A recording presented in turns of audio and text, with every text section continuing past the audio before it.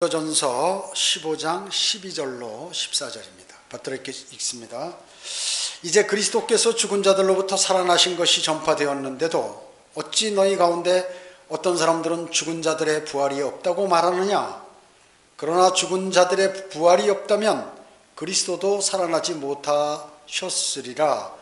만일 그리스도께서 살아나지 못하셨다면 우리가 전파하는 것도 헛것이요 너희의 믿음 또한 헛것이라, 이렇게 말씀하셨습니다. 오늘 말씀 제목은 부활절은 우상숭배다. 부활절은 우상숭배다.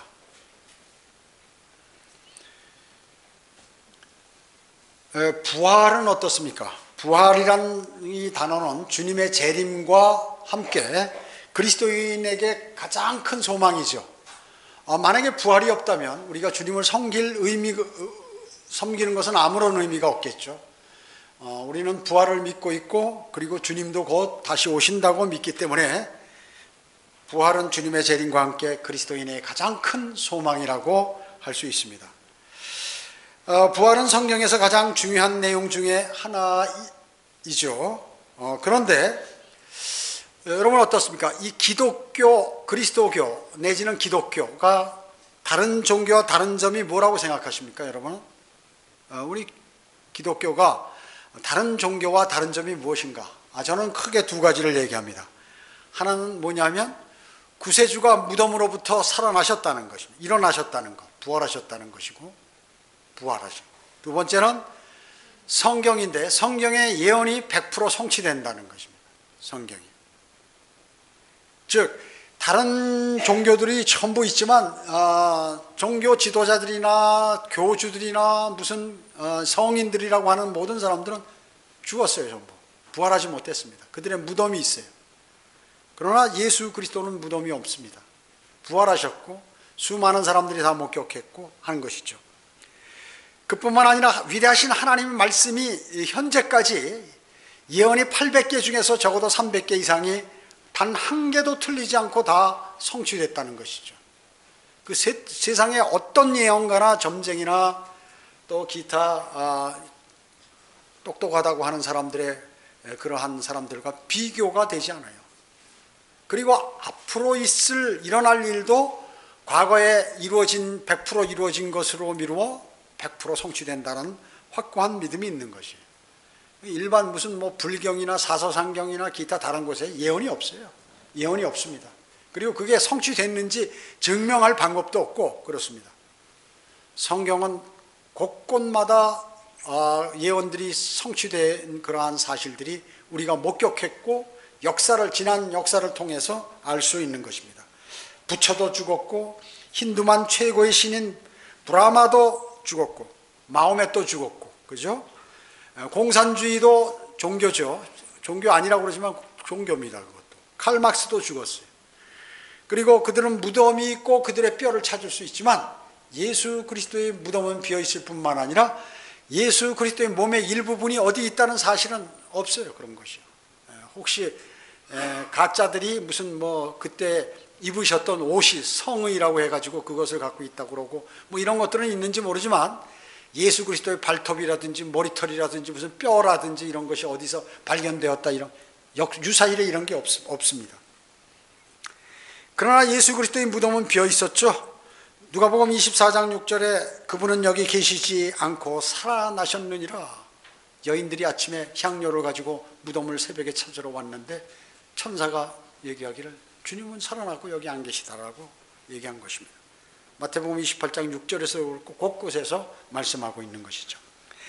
예수 그리스도께서는 부활하신 후 그분과 직접적으로 대화한 사람들이 있었죠. 누굽니까? 베드로도 직접, 마리아도, 그 다음에 클로파의 아내도 그렇고 도마하고 대화하셨잖아요. 의심 많은 도마와 모두 또 기타 제자들과 다 그렇게 하셨습니다. 같이 먹고 자신의 상처를 보여주시기도 했죠. 제자들에게.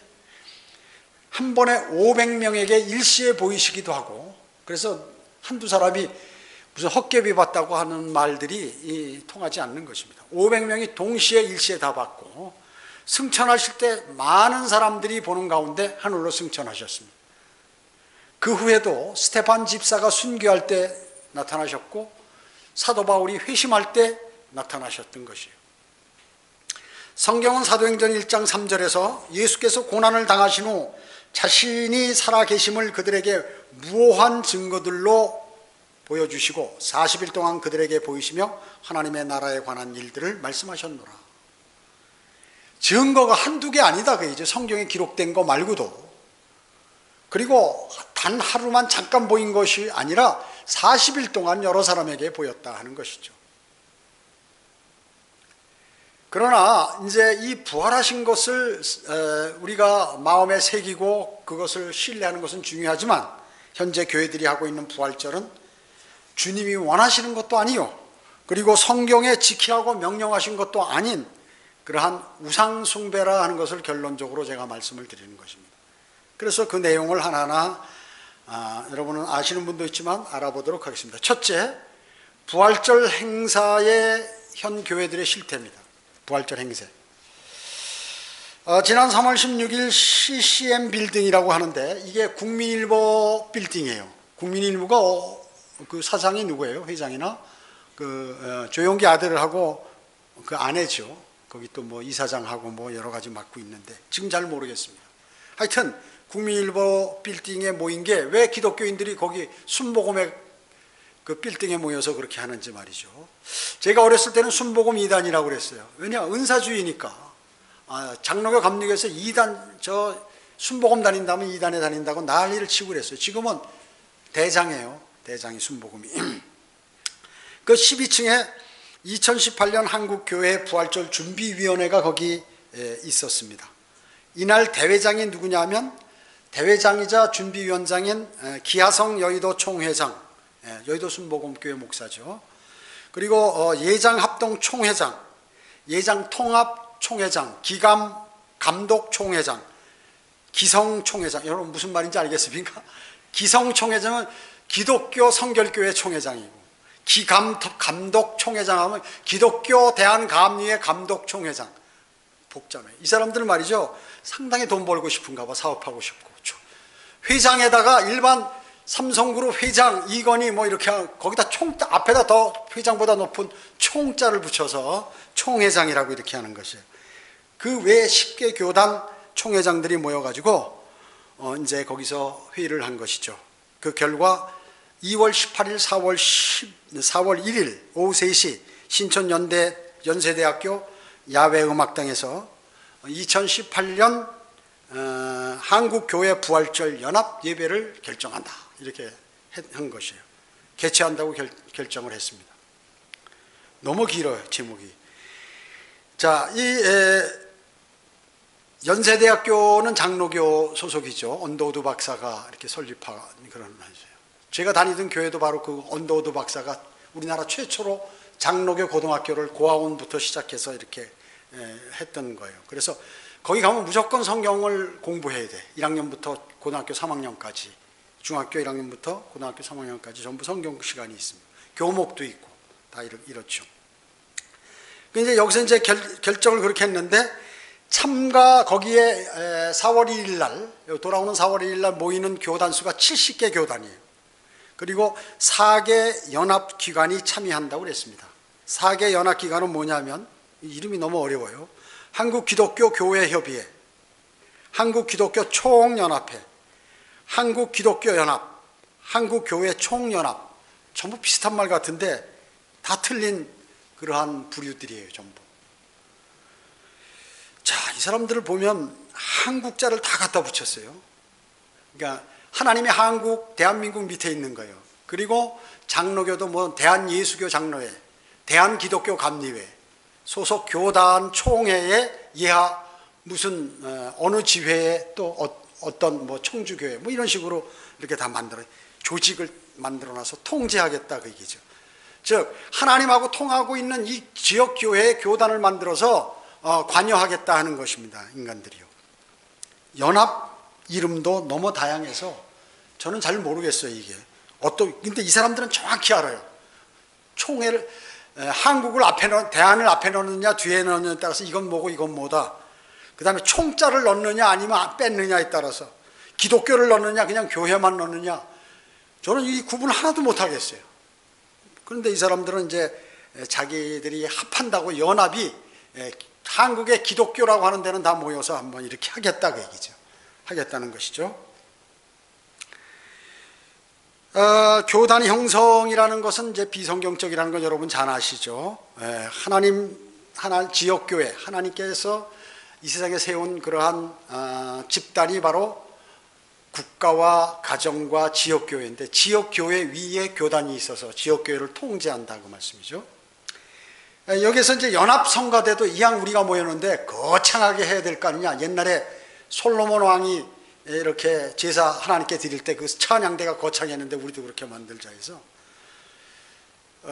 순복음에서 1000명 기아성에서, 그 다음에 대신 장로교 대신파예요. 대신 저도 여기 다녔었는데 1000명 해가지고 2000명의 성가대를 자랑하는 거예요. 이제 거기에 연합 예배하는데 웅장하겠죠. 이게 지금 솔로몬 시대에 하나님께 제사 드리는 그거 한번 흉내내 보려고 하는 것이죠. 그들의 주제는 네 가지인데, 첫째는 대한민국의 안정과 평화 통일. 이제 우리 기독교가 모여서 그렇게 해보자 하는 거죠. 그러나 역사의 주관자는 누구예요? 하나님이시죠. 하나님. 자기들이 모여서 하나님 노릇을 해보자, 우리가 평화를 만들어 보자 하는 거죠. 두 번째는 한국교회 회개와 성숙. 말로만 하는 거죠. 무슨 회개하면 예수 그리스도 영접해야죠. 그리고 가짜 성경 쓰지 말아야죠. 변경된 거 전부 아는 사실인데, 목사들도 알아요. 이게 성경이 틀렸다는 거, 자기들이 쓰는 성경. 그래서 그걸 쓰고 있는 것입니다. 셋째는 고통과 질병 소외된 자. 거짓말이에요. 자기들이 들어오는 거 헌금의 몇천 분의 1 쓰면서 엄청나게 일하는 것처럼 하고 있는 것이에요. 인본주의 사상을. 인본주의. 하나님보다는 인간이 중요하다. 사람들에게 인기를 얻어야 헌금도 많이 모이고 사람도 많이 모일 수 있다. 이것이 주제예요. 넷째로 뭐냐면 부활의 생명을 온 누리에 전하는 증인이 되자. 역시 이건 뭐예요? 말로 말이죠. 복음 한 번도 안 전하면서 교회로 사람을 끌어모으는 것이 자기가 복음을 전하는 것으로 아는 것이에요. 그 숫자 많으면 우리가 많이 복음 전했다라고 이렇게 하는 거예요. 해외에 파송된 모든 선교사들도 이렇게 하는 거예요.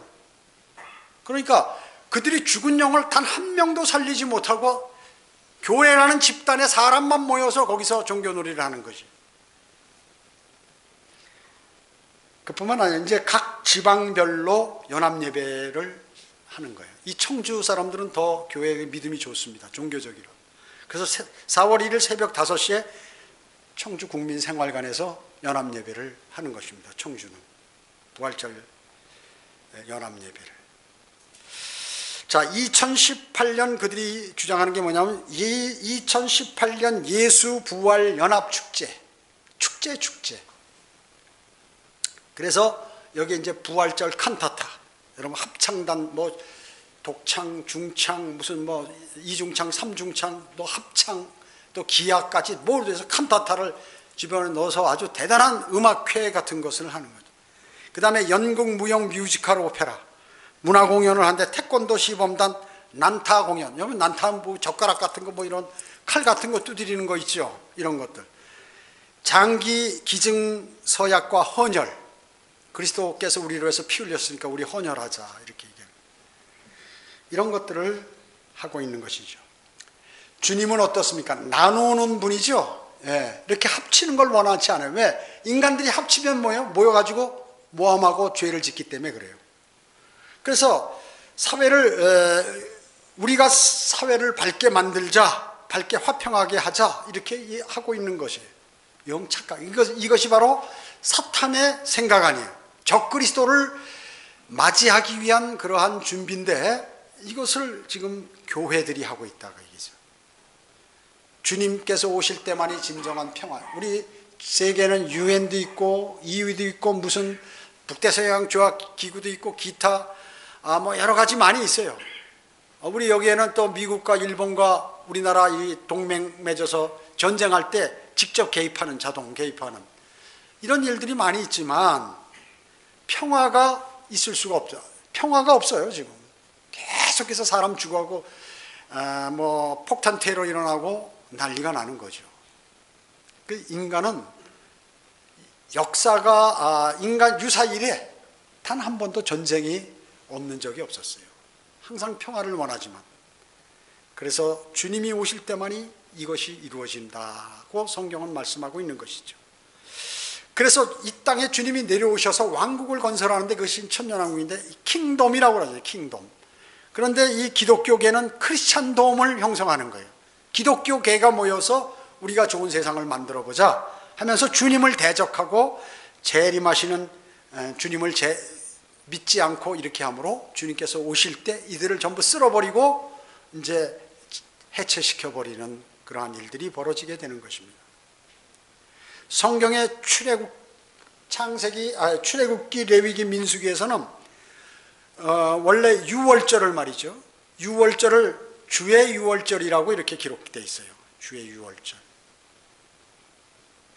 주의 유월절로 기록되어 있는데 신약에서 요한복음 2장 13절이나 11장 55절 등에서는 뭐라고 나왔냐면 유대인의 유월절이라고 나와요. 이 왜 유월절이 중요하냐면요, 유월절 기간에 하고 이 부활절하고 이렇게 맞춰서 만들어 놨기 때문에 지금 제가 얘기하는 것이에요.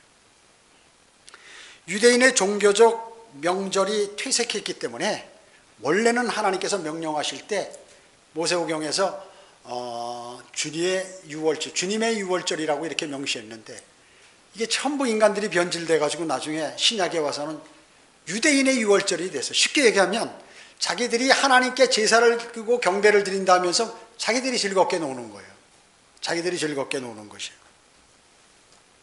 그래서 유대인의 종교적 명절로 타락해 있어요. 이것은 유대인의 영적 상태가 그렇게 피폐함을 말하는 것이거든요. 부활절도 마찬가지입니다. 부활절이 지금 이 사람들이 뭐 칸타타도 하고 연극도 하고 태권도 시범도 보이고 온갖 거를 다 하지만 이게 뭐예요? 자기들이 즐겁게 놀라고 하는 것이다, 그 얘기죠. 여러분 어떻습니까? 성경에 하나님이나 예수 그리스도께서 부활절을 너희는 꼭 지켜라 이런 말씀 있나요? 한 구절도 없어요. 그냥 자기들이 만든 거예요, 이거를. 예수님이 부활하셨으니까 우리가 이걸 축제를 만들자, 이걸 기념하기 위해서. 인간들이 하나님이 하라고 해야 하는데 하라는 말씀이 한 구절도 없어요, 성경에. 두 번째로, 이교도에서 유래한 이 부활절은 이교도에서 유래한 부활절이다.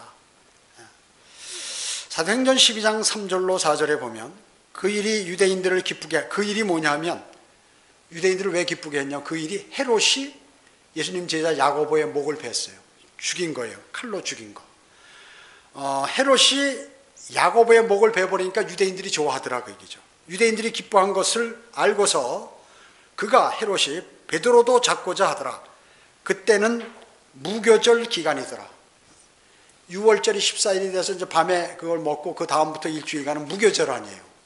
그런데 이 무교절 기간에 이제 헤롯이 베드로를 잡아 죽이려고 체포 명령을 내린 거예요. 그래서 잡았어요.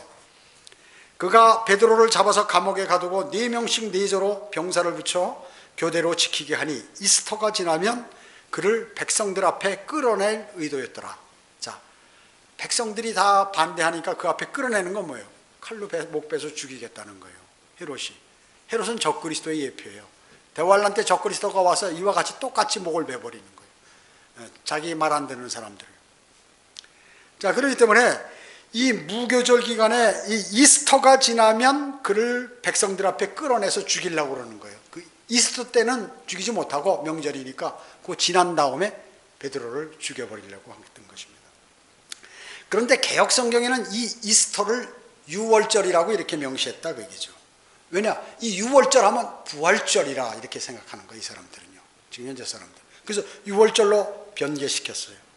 원래 이스터는 어떻습니까? 지금 헤롯이 로마 사람인데 이두메 사람이죠. 에돔 사람이에요. 그러면서 로마인이라고 얘기해요. 로마 자격증을 딴, 로마 시민권이 있는 사람이에요. 로마인이에요, 로마인. 그런데 이 유월절, 유대인의 명절 때문에 죽이고 안 죽이고 하냐? 관계없습니다. 이 이스터는 말이죠, 헤롯에게 필요한 거예요. 헤롯이 이날, 이거는 로마의 명절이기 때문에 자기가 좋아하는 거기 때문에 이때 죽이면 안 돼서 넘옮겨서 죽이겠다는 거. 그래서 우리 성경은 정확하게 이스터라고 그러는데 개혁 성경은 유월절로 바꿔버렸다. 이스터는 뭐예요? 고대 이교도 종교죠. 아스타롯 여신의 축제일이라. 유월절은 뭐예요? 이거는 유대인의 명절이죠.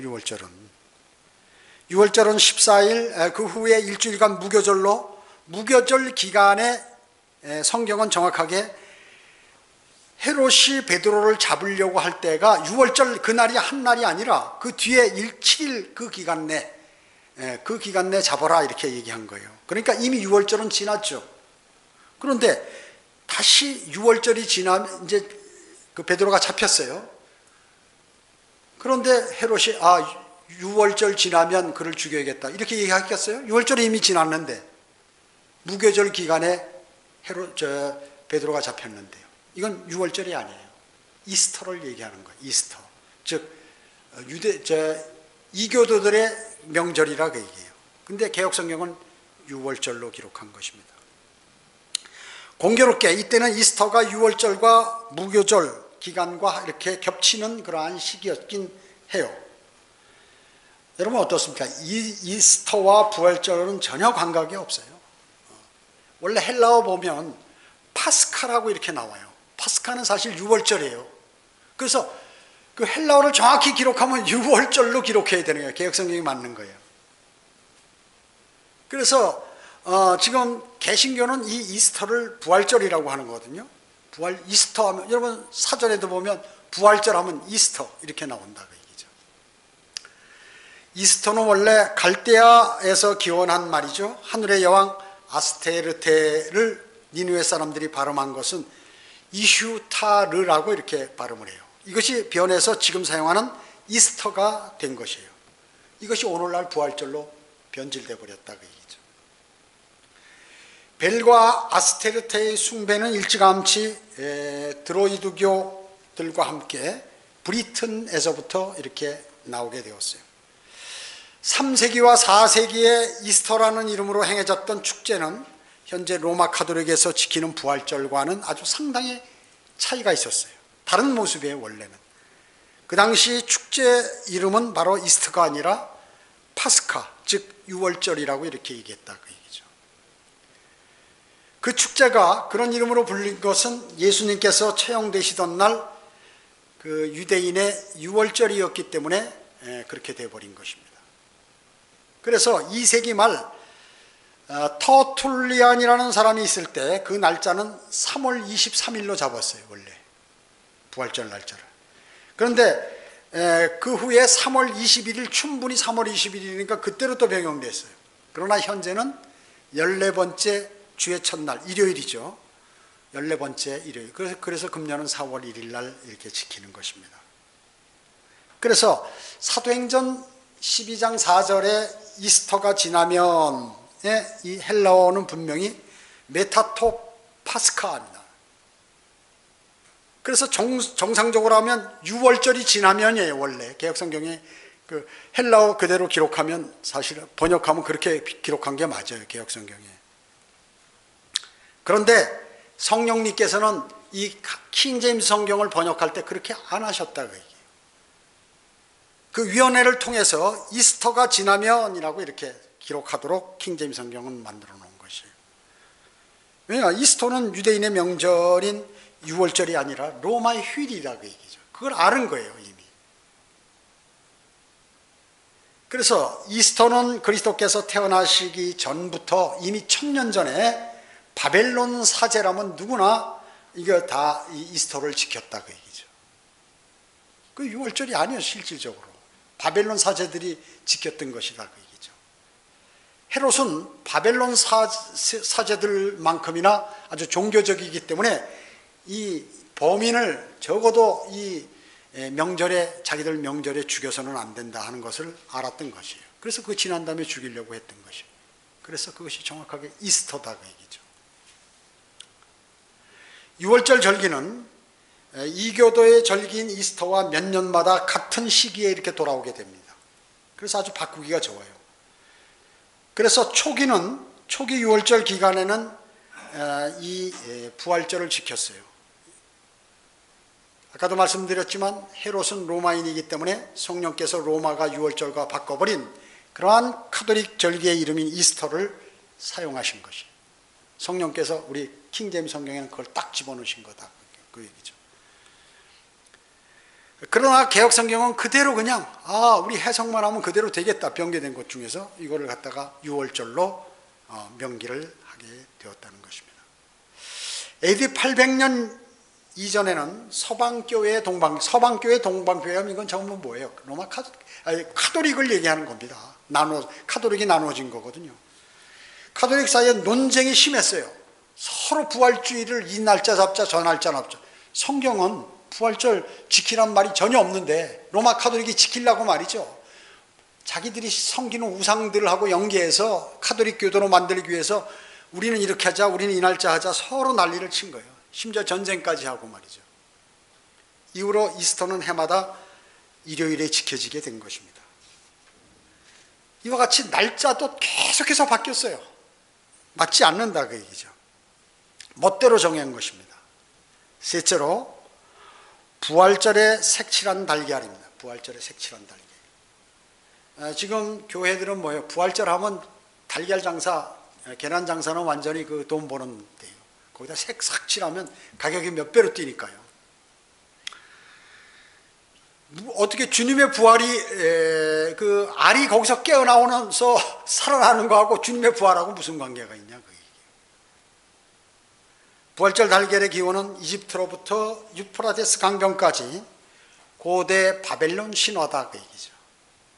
거대한 큰 알이 하늘로부터 떨어져 가지고 물에 유프라테스 강에 떨어지니까 물고기들이 그 알을 몰아 가지고 이렇게 강가로 굴려왔어요. 그러니까 비둘기들이 내려와서 그 알을 품으니까 거기서 알이 깨지면서 나왔는데 그 비너스가 나왔다, 그 얘기죠. 거기서 그 시리아에서 여신으로 불려졌던 것이에요. 그 여신이 그렇게 그 알에서 나왔다, 그 얘기죠. 우리나라에도 김해 김씨는 알에서 나왔다고 그러죠. 김알치. 비너스는 다른 말로 하면 뭐냐면 아스테르테입니다. 즉 이스터라고 얘기죠. 이스터, 여신이에요. 아테네에서는 바쿠스 신을 기념하는 주신제 밤에 의식 중에는 보면은 이 알을 가지고 거행하는 의식이 거기에 있다, 그 얘기죠. 아테네. 그리고 힌두교 설화에도 현세를 의미하는 황금색 달걀이 등장하는 거예요. 황금색 달걀. 일본의 전설에도 구릿빛 신성한 달걀이 등장합니다. 중국에도 부활절과 같은 그러한 시기에 물들이거나 색칠한 달걀을 사용하는 것이에요.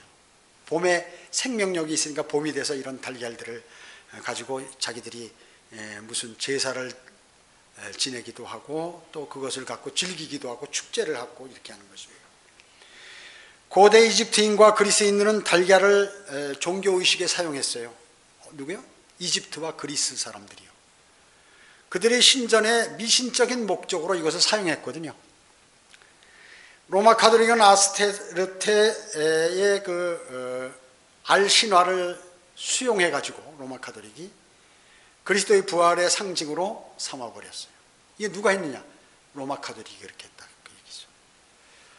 항상 교회 안에 아주 비성경적이고 나쁜 것은 전부 로마 카톨릭이 갖고 왔어요. 이상하게. 그래서 로마 카톨릭에서는 단 한 가지도 성경적인 게 없다는 거죠. 그런데 어떻게? 신비해요, 이게. 어떻게 가장 경건한 종교라고, 기독교라고 사람들이 알고 있냐, 그 얘기죠. 그래서 주님이 재림하실 대환란 때 이게 땅이 갈라져 가지고 바티칸이 땅 속에 묻혀버리고 다 불살려져 버리는 걸 보고 사람들이 깜짝 놀라게 되는 것입니다. 로마 카톨릭의 주장을 기독교계에 끌어들여서 지금 모든 기독교가 그렇게 부활절에 알들을 나눠주고 말이죠. 교회에서 우상 섬기는 그러한 일들을 수행하고 있는 것입니다. 넷째로 사순절도 우상숭배다. 사순절도 우상숭배다. 사순절이 뭐예요? 40일을 얘기하는 거죠. 40일을 지키는 것이에요. 무엇을? 예수 그리스도께서 부활하시기 전에 고통당하셨으니까 우리도 그 40일간 기도하고 철야 기도도 하고 금식 기도도 하고 뭔가 경건하게 지내자. 예수 그리스도께서 인류를 구원하시기 위해서 십자가에 달리셨으니까 부활하시기 전까지 우리가 그렇게 슬픔에 차 있자. 그 의미거든요. 애통하면서 그렇게 하자는 것이에요.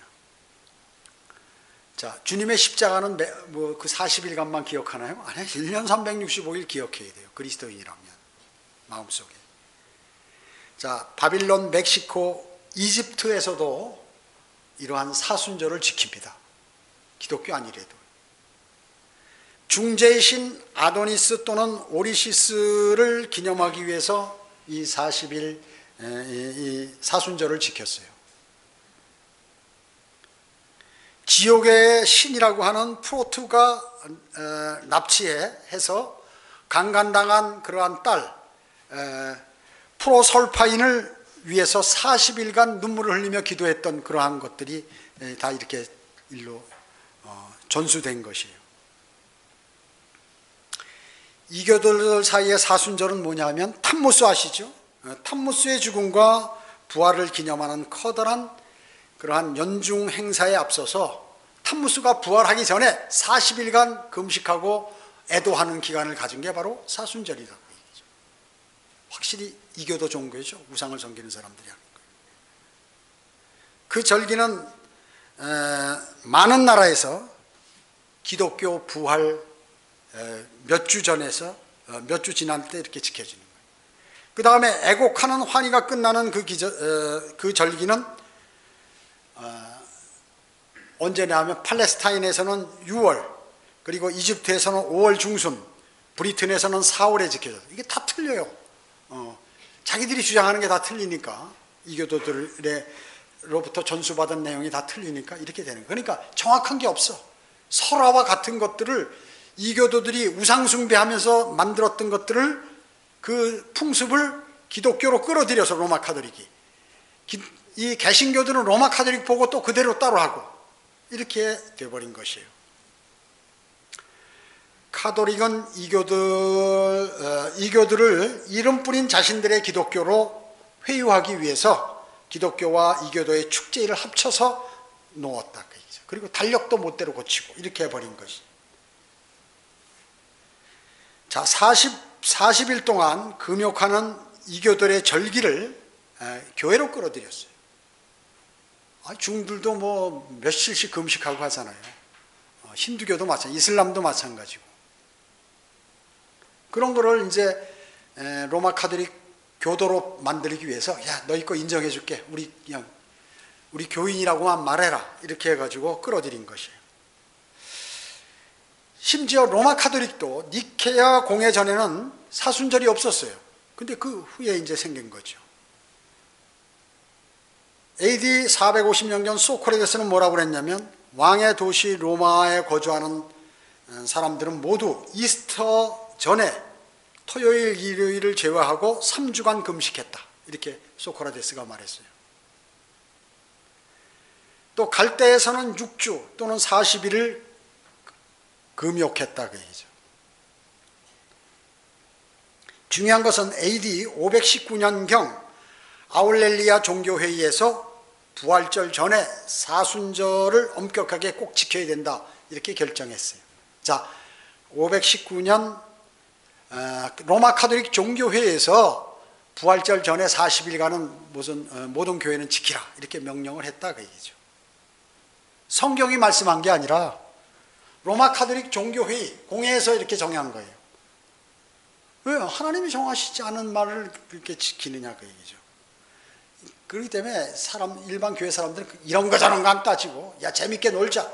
찬양도 하고 말이죠. 연극도 하고, 뭔가 달걀도 나눠주고, 이거 얼마나 좋은 거냐. 이렇게 얘기하는 것이죠.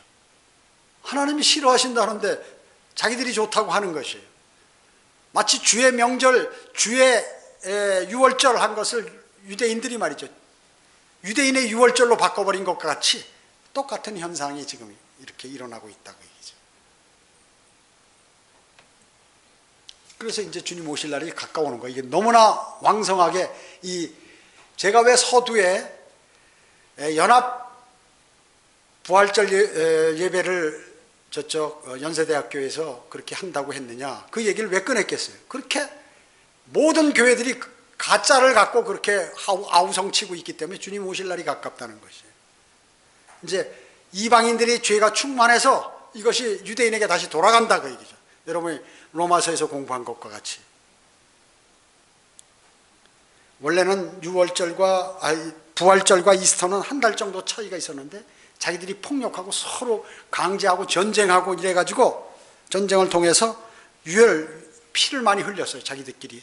이게 자기께 맞다고 그래가지고. 그래서 갈대아 여신의 절기가 그리스도를 기념하는 절기로 대체돼 버렸다 하는 것입니다. 자, 그러면 다섯 번째로, 성경에는 예수 그리스도의 부활만 있는가? 아니다. 부활이 뭐 여러 가지가 있다. 그래서 7 부활이 있다 하는 거죠. 성경에는 기본적으로 성경의 기본적인 부활하면 첫째 부활과 둘째 부활에 관해서 말씀하죠. 즉 산자의 부활과 죽은 자의 부활이 주된 부활이지만 몇 가지 부활이 더 있다, 그 얘기죠. 여러분 잘 아실 거예요. 그 7가지가 뭐냐면, 첫째는 예수 그리스도의 부활이에요.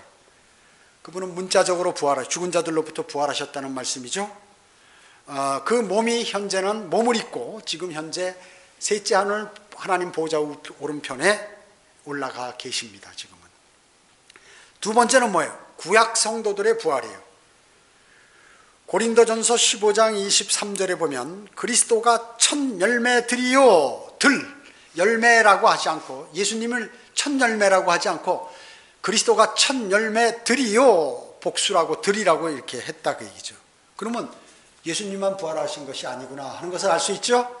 그때 부활하실 때 구약 성도들의 일부가 부활했다, 그 얘기죠. 마태복음 27장 51절로 53절에 보면 무덤들이 열리며 잠들어 있던 많은 성도들의 몸이 일어났으며,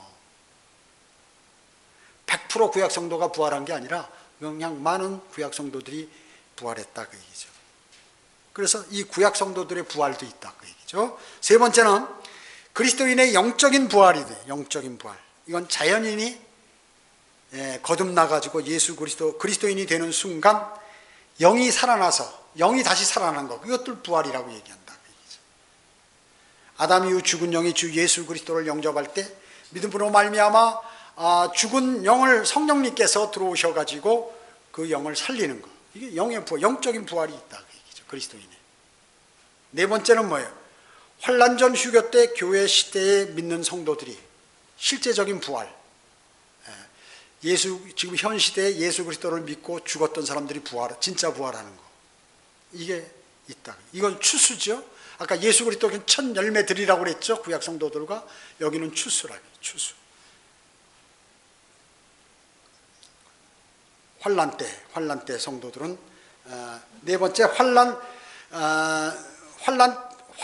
이제 그리스도인들이 추수라고 이제 그리스도인이 추수죠. 우리가 본격적으로 들림 받는 것, 그리스도인이 교회 시대 끝날 때쯤, 곧 이제 얼마 있으면 그것을 얘기하는 것이죠. 로마서 8장 11절에 예수를 죽은 자들로부터 살리신 분의 영이 너희 안에 거하시면 그리스도를 죽은 자들로부터 살아나신 분이 너희 안에 거하시는 그분의 영으로 인하여 너희의 죽을 몸을 살리시리라. 여러분 안에 예수 그리스도의 영이, 지금 성령님께서 들어가 계시면 여러분이 오늘 죽더라도 다시 주님이 오실 때 부활한다 하는 것이죠. 이게 추수예요. 예수님하고 구약 성도들이 일부 부활한 것은 첫 열매들이고, 본격적인 추수가 그리스도인들이 하늘로 들림받을 때. 다섯 번째는 뭐예요? 환란 휴고 때 있을 환란 성도들의 부활이에요. 환란 성도들도 부활하죠. 666 표를 받지 않고 적그리스도의 표를 받지 않고 죽은 그런 사람들, 이스라엘이나 이방인이나 다 마찬가지죠. 그뿐만 아니라 거기에는 또 누가 있어요? 두 증인도 부활하죠. 환란 성도죠. 환란 성도. 이거를 이삭 죽기라고 하잖아요. 그래서 첫 열매들, 그 다음에 그리스도인 추수, 그 다음에 이삭 죽기는 환란 성도 모두 포함해서 첫째 부활이라고 그러죠. 첫째 부활. 첫째 부활, 첫 번째 부활입니다. 자, 그래서 여섯 번째는 또 무슨 부활이 있어요? 구약 성도들의 부활. 에스겔 37장에 있는. 나중에 구약 성도들도 다 죽었던 나중에 다시 살아나겠죠. 예, 그 다음에 마지막 7번째는 큰 백보자에서 구원받지 않은 자들이 않고 죽은 자들이 부활하는 것. 이게 이제 이렇게 부활이 많이 있다 그 얘기죠. 예수 그리스도의 부활만 있는 게 아니에요. 자, 마지막 6번째로 뭐냐면 인간의 전통인가 하나님의 말씀이 맞는가. 인간의 전통이 맞는가 하나님의 말씀이 맞는가. 마태복음 15장 3절에 너희는 또 어찌 너희 전통으로 하나님의 계명을 어기느냐. 너희 전통을 중요하게 여기고 하나님 말씀에 어기느냐 그 얘기죠. 마가복음 7장 13절도 너희는 너희가 전수한 너희의 전통으로 하나님의 말씀을 폐기하느니라. 또 이와 같이 많은 일을 자행하고 있도다.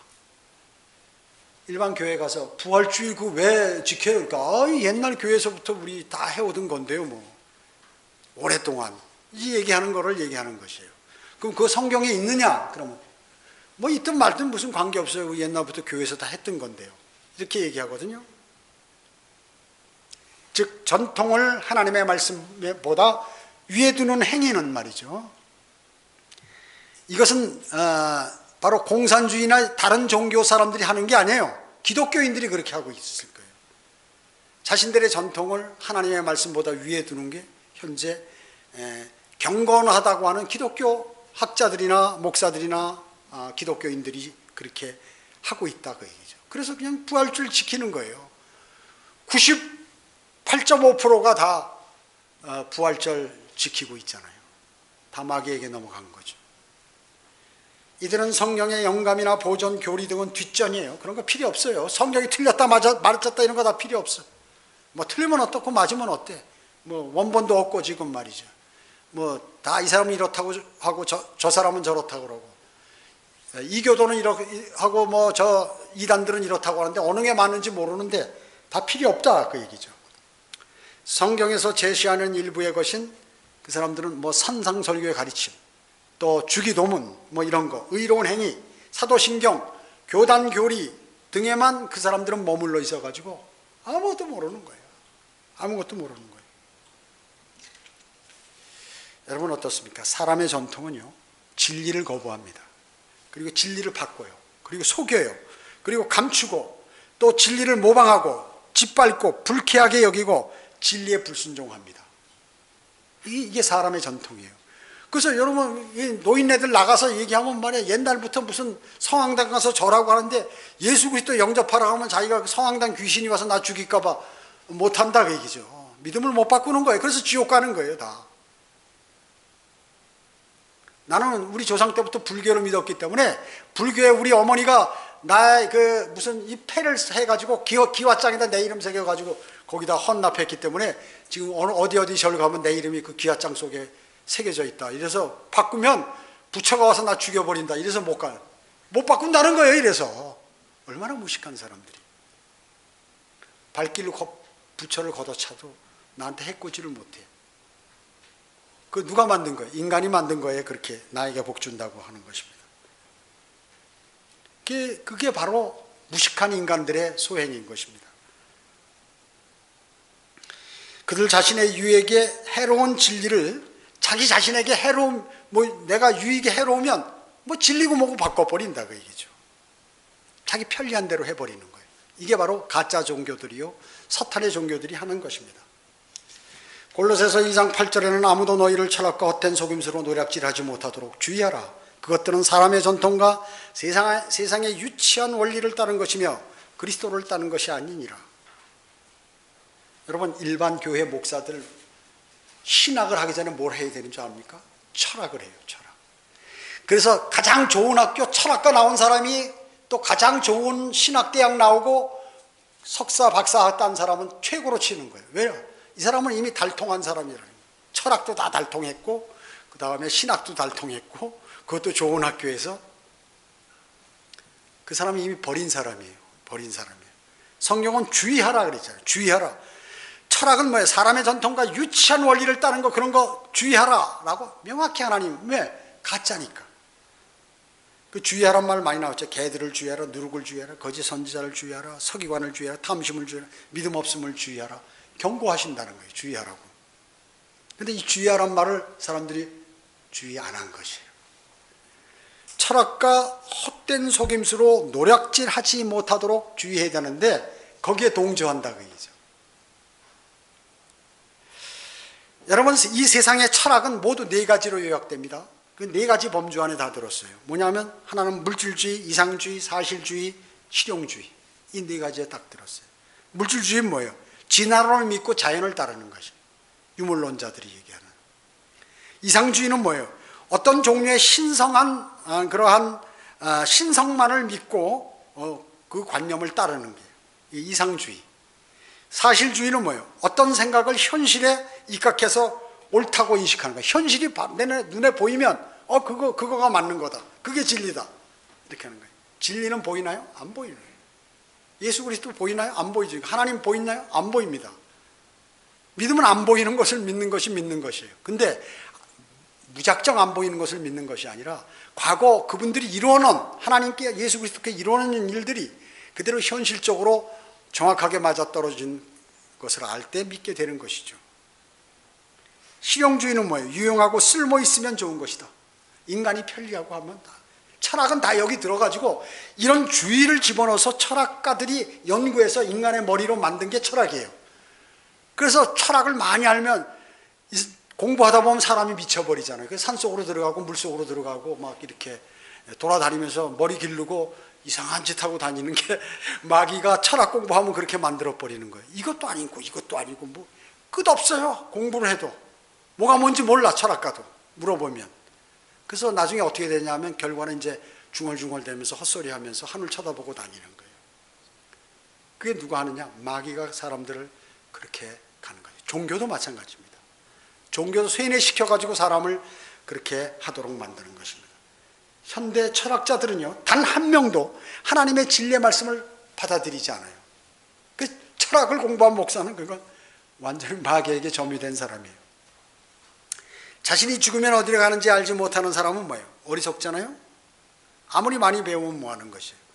진리를 고의적으로 무시하는 것, 또 하나님과의 교제 밖에서 그분의 말씀을 의심하는 것, 또 자신의 철학적 기준들과 일치하지 않을 때 이 땅에 계시된 진리를 강력하게 거부하는 것. 이것이 바로 죽으면 어디로 가는지 모르는 사람들이 하는 행태입니다. 성경은 명확하게 얘기하죠. 철학은 그리스도를 따른 것이 아니니라, 이렇게 말씀합니다. 분명히 철학, 헛된 속임수, 사람의 전통, 세상에 유치한 원리가 주 예수 그리스도와 아무런 관련이 없다는 것이, 무슨 부활절이라든지 무슨 부활절 알이라든지 사순절, 하나님과 예수 그리스도와 아무런 관계도 없는 것을 인간들이 만들어가지고 그것을 지키도록 강요하고 오랜 전통의 세월이 지남으로 해서 사람 뼛속까지 다 들어가서 박혀버렸다 그 얘기죠. 부활은, 예수 그리스도의 부활은 대단하죠. 왜냐? 여러 사람에게 생명을 주셨기 때문에. 그런데 이런 식으로 복음도 없고 진리도 없는 상태에서 이런 부활절 축제만 하고 있는 이 어리석은 이러한 사람들이 참 불쌍하고 가련하고 참 마음이 안 된 것입니다. 부활절은 성경의 내용과 전혀 관계없는, 또 예수 그리스도의 부활과 상관없는 이교도들의 풍습이다 하는 것을 알게 되셨죠? 예수 그리스도의 부활과 달걀의 부활은 전혀 관계없다. 장난치는 거다, 장난치는 거. 지금 장사꾼들이 그때 한번 대목을 보는 거예요. 이런 의미도 모르고 과거부터 교회들이 지켰다는 그러한 것으로서 그대로 교회들이 시행하고 있다는 거예요. 이것이 분명 우상숭배가 아니고 그 무엇이겠습니까? 그런데 이단들은 이상하게 또 이 부활절 안 지켜요. 그래가지고 사탄이 그렇게 만들어 놓은 거예요. 봐라, 이단들은 부활절을 안 지킨다. 이단들은 성탄절을 안 지킨다. 이래가지고 이렇게 바른 진리를 찾을 수 없도록 이미 장치를 사탄이 다 마련해 놓은 것입니다. 여러분, 그것을 아셔야 돼요. 그래서 세상 권세 통치자예요. 세상 통치자입니다. 마귀는요. 성경대로 믿는 그리스도인은 성경에서 명령하신 그러한 명령들을 주님 오실 때까지 시행하는 거예요. 그것은 바로 성경에서 말씀하는 주의 만찬과 오실 때까지 하는, 또 구원받은 사람들이 침례를 받는 것, 이것이 교회에서 행하는 행사가 이 두 가지밖에 없어요. 명령하신 것은 성경에. 사람들이 하나님께서 하시지도 않은 그러한 말씀, 또 전혀 근거도 없는 그것들을 지키고 있다는 것이죠. 그래서 성경은 뭐예요? 지식이요, 하나님의 말씀, 진리의 지식이 없으면 어떻게 멸망한다. 사람이, 나라도 멸망한다는 것이에요. 그래서 디모데전서 2장 4절에서 하나님께서는 모든 사람이 구원을 받고 진리의 지식에 이르시기를 원하신다고 말씀하고 계시는 것입니다. 기도합니다.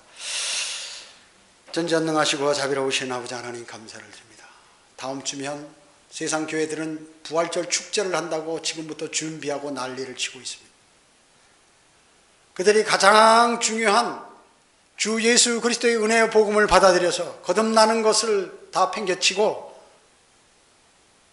우상을 섬기던 이교도들이 하던 행세를 교회로 끌어들여서 이것은 하나님을 기쁘시게 하고 하나님을 찬양하고 주 예수 그리스도의 부활을 찬양한다고 하면서 하고 있으니 하늘에서 주님이 슬퍼하실 것입니다. 성경대로 믿는 그리스도인은 이러한 성경의 진리가 무엇이고 또 하나님께서 무엇을 원하시며 어떻게 인생을 살기를 원하시는지를 명확히 알아서 삶으로 주님께 영광 돌리는 삶을 살아가도록 주님 인도해 주시기 원합니다. 이제 각자 흩어져서 각자 처소로 가게 됩니다. 한 주간의 삶도 죄짓지 않고 주님과의 풍성한 교제, 그리고 주님의 은혜를 풍성히 받아서 활력 넘치는 생활하고 복음과 진리가 담대히 선포되는 아름다운 생활하도록 주님 인도해 주시기 원합니다. 돌아가는 발걸음 지켜주십시오. 주 예수 그리스도의 이름으로 기도드립니다. 아멘.